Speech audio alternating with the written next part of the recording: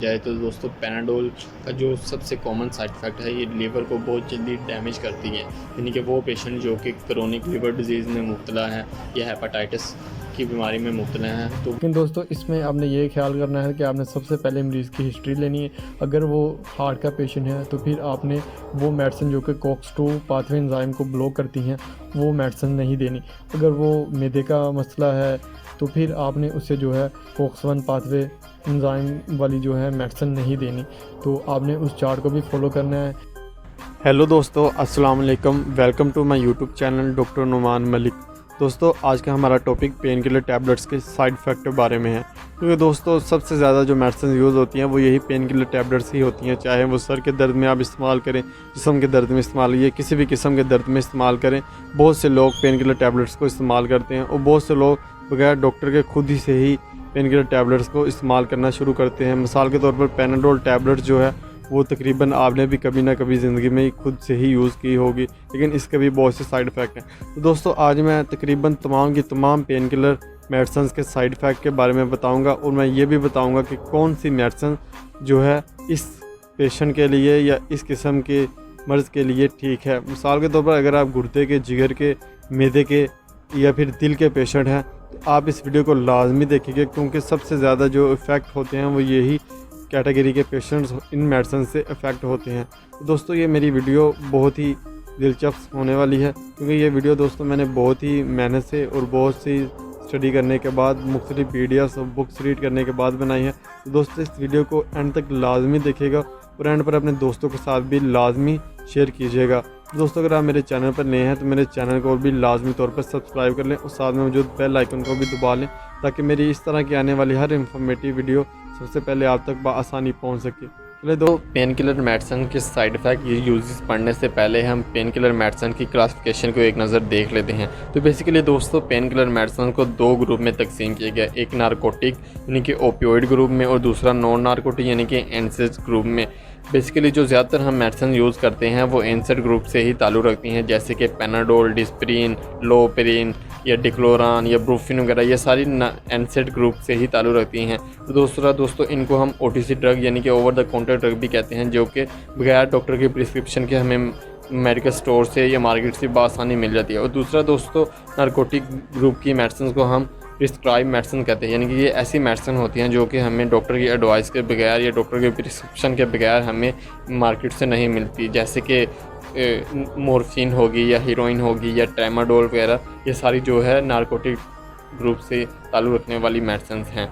दोस्तों सबसे पहले हम एनसेड ग्रुप से ताल्लुक़ रखने वाली मेडिसिन के बारे में जान लेते हैं। तो दोस्तों एनसेड mean non steroidal anti inflammatory drug या मेडिसिन है। दोस्तों ये ऐसी मेडिसिन है जिसमें 3 किस्म की प्रॉपर्टी पाई जाती है। एक तो ये एंटीपायरेटिक होती है, यानी कि बुखार को कम करती है। दूसरा ये एंटी इंफ्लेमेटरी होती है, यानी कि जो सूजिश वगैरह है, सूजन है, उसको कम करती है। दूसरा ये एनाल्जेसिक होती है, यानी कि ये दर्द को भी कम करती है। तो इस तरह एनसेड ग्रुप से मेडिसिन ताल्लुक़ रखने वाली मेडिसिन में ये 3 प्रॉपर्टी होती हैं। दोस्तों हम सबसे पहले बात कर लेते हैं पैनाडोल से, जो कि सबसे ज़्यादा यूज़ होती हैं।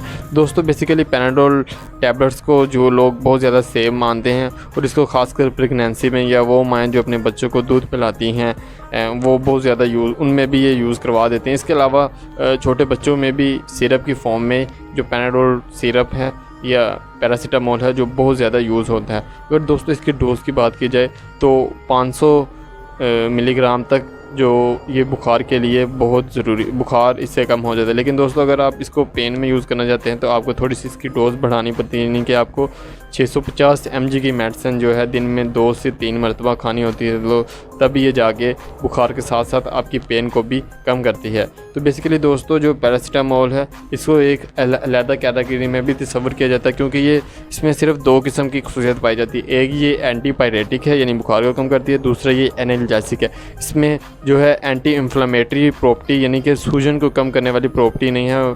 जबकि दूसरी जितनी भी एनसेड ग्रुप से ताल्लुक़ रखने वाली मेडिसिन है उनमें ये तीनों प्रॉपर्टी पाई जाती हैं। जिस डोज के बारे में जानना चाहते हैं तो इस टॉपिक में मैं पहले वीडियो अपलोड कर चुका हूँ। उस मेरी वीडियो को जाके आप यूट्यूब चैनल पर देख सकते हैं। उस वीडियो का लिंक भी नीचे मैं डिस्क्रिप्शन में दे दूँगा। उसमें आपको मज़ीद इस पैनाडोल की तफसीलात मिल जाएंगी।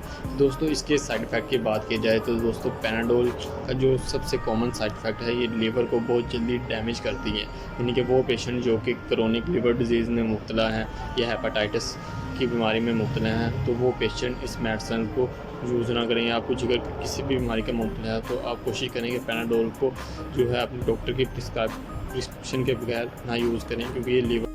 दोस्तों एनसेड ग्रुप की मेडिसिन के फंक्शन को समझने के लिए आपको ये दो पाथवे का समझना बहुत ज़रूरी है। इसमें पहला पाथवे जो है वो COX-1 एंजाइम पाथवे है और दूसरा COX-2 एंजाइम पाथवे है। दोस्तों इन एंजाइम के काम करने से ही आपको एनसेड ग्रुप के फंक्शन की समझ अच्छे से लगेगी। सबसे पहले हम COX-1 एंजाइम पाथवे की बात करते हैं तो दोस्तों ये जो है प्रोस्टाग्लैंडिएंट यानी कि पेन मीडिएटर पैदा करते हैं, जो कि हमारे ब्रेन को सिग्नल देते हैं कि हमारे जो है जिस्म में पेन, बुखार या इन्फ्लेमेशन है। तो सबसे पहले जो पेन किलर मेडिसिन है वो इन सिग्नल को काटती हैं। तो यही इनका फंक्शन है जिससे हमें ये है कि सुकून मिलता है, राहत मिलती है। तो पहला इस एंजाइम का काम ये था कि ये पेन मीडिएटर पैदा करता है। दूसरा क्या है कि ये जो मैदे में हमारी एक म्यूकस की लेयर यानी कि गैस्ट्रिक म्यूकस पैदा करता है, जिससे दोस्तों होता यह है कि हमारे जिस्म मैदे में जो हाइड्रोक्लोरिक एसिड होता है जो हमारे खुराक को हज़म करने में मदद देता है, वो किसी तरह भी हमारे मैदे को इन्फेक्ट नहीं करता। दोस्तों मैं यहाँ पे बताते चलूँ, ये जो एसिड है ये इतना तेज़ है कि अगर आप पत्थर भी खाते हैं तो ये एसिड उस पत्थर को भी हज़म करने की सलाहियत रखता है। लेकिन कुदरत की तरफ से, अल्लाह ताला की तरफ से हमारे जिस्म में एक ऐसी लेयर बनी हुई है म्यूकस की जिस पर ये एंजाइम जो है इनफेक्टिव है, यानी कि ये असरअंदाज नहीं होता। तो अगर हम ये मेडिसिन खाते हैं तो इससे ये होता है कि वो जो गैस्ट्रिक म्यूकस की लेयर है वो नहीं बनती, वो ख़त्म होना शुरू हो जाती है, जिससे ये होता है कि हमारे मैदे में अल्सर या गैस्ट्राइटिस होने के चांस बहुत ज़्यादा बढ़ जाते हैं। तो ये इन मेडिसिन के साइड इफ़ेक्ट हैं। दूसरा इसका काम ये होता है कि ये एंजाइम जो है हमारी किडनी में जो है ब्लड फ्लो को इंक्रीज़ कर देता है, जिससे हमारी किडनी में ज़्यादा से ज़्यादा ब्लड जो है सप्लाई होता है। तो हमारी किडनी जो है बेहतरीन तरीके से फिल्ट्रेशन करती है। लेकिन जब हम ये मेडिसिन खाती हैं तो ये फ़्लो जो है डिस्टर्ब होता है और किडनी को जो है खून जो है वो कम मिलता है। चौथा फंक्शन इस एंजाइम का ये है कि ये प्लेटलेट एग्रीगेशन करता है, यानी कि हमारे जिस्म में दोस्तों कहीं भी कोई कट या ज़ख़म बनता है तो वहाँ पर प्लेटलेट जो है मूव कर जाते हैं और उस जिस्म के उस पार्ट को हील करते हैं। तो जब हम ये मेडिसिन खाते हैं तो जिससे ये होता है कि प्लेटलेट की जो है एग्रीगेट होना शुरू हो जाते हैं, यानी कि जमना शुरू हो जाते हैं, जिससे ये प्लेटलेट्स उस हिस्से में मूव नहीं कर पाते और जो हीलिंग प्रोसेस है वो काफ़ी यानी कि देर लगती है एक ज़ख़म को हील होने में, जो कि पेन किलर मेडिसिन की बदौलत ही है, जिसकी वजह से ये पेन किलर। दोस्तों COX-2 एंजाइम पाथवे की बात की जाए तो इसके दो फंक्शन हैं। एक तो ये पेन मीडिएटर सिग्नल बनाते हैं, दूसरा ये प्लेटलेट्स को बराह रास्त जो है मुतासिर करते हैं। पेन मीडिएटर सिग्नल को ब्लॉक करने से हमें राहत मिलती है, तो ये तो इसका फंक्शन ठीक है। लेकिन जो ये प्लेटलेट्स को डिस्टर्ब करते हैं, हम खाते तो पेन के लिए हैं, लेकिन जो है ये हमारे प्लेटलेट्स को क्योंकि डिस्टर्ब करते हैं, प्लेटलेट्स बनने के अमल को कम कर देते हैं और प्लेटलेट जो है एग्रीगेट होना शुरू हो जाते हैं, यानी कि खून जमना शुरू हो जाता है, जिससे ये है कि क्लोटिंग शुरू हो जाती है। तो ये मेडिसिन हार्ट के पेशेंट या जिनका कोलेस्ट्रॉल पहले से बढ़ा है उनको बिल्कुल नहीं यूज़ करवानी चाहिए। इससे जो है हार्ट अटैक या ब्रेन स्ट्रोक होने के चांस जो है बहुत बढ़ जाते हैं। तो इसलिए ऐसे पेशेंट इन मेडिसिन से अवॉइड ही करें। अब दोस्तों मैं एक चार्ट दे रहा हूँ जिसमें मैं आपको ये बताऊंगा कि जो है गैस्ट्रिक में किसका जो साइड इफ़ेक्ट कम है, हार्ट के पेशेंट के लिए कौन सी मेडिसिन है जिसके जो है कम से कम साइड इफ़ेक्ट हैं और सबसे सेफेस्ट मेडिसिन कौन सी है। वो चार्ट दोस्तों आप ये स्क्रीन पर आप देख सकते हैं। दोस्तों अब बात कर लेते हैं प्रिकॉशन की।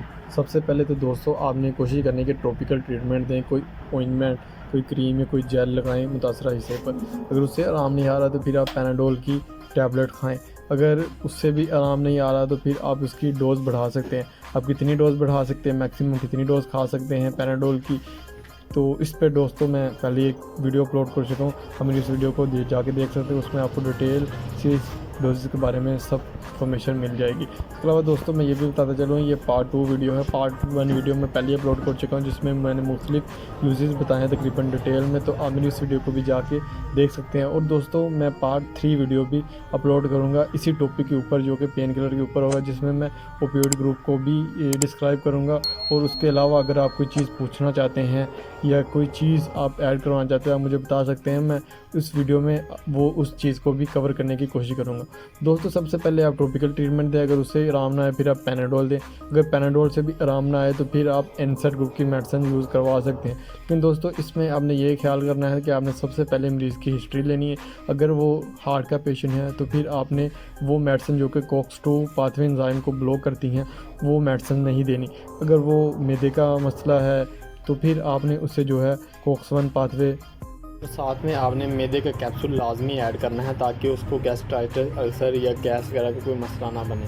तो आपने उस चार्ट को भी फॉलो करना है। इन सब बातों को ध्यान में रखते हुए आपने मेडिसिन यूज़ करवानी है। और कभी भी दोस्तों आपने 2 सेम पेन किलर मेडिसिन नहीं देनी। मिसाल के तौर पर अगर हार्ट का पेशेंट है तो आपने कभी भी डिस्प्रिन के साथ जो है आइब्रोप्रोफिन टैब नहीं देनी, इससे जो है मरीज़ को उल्टा नुकसान होगा।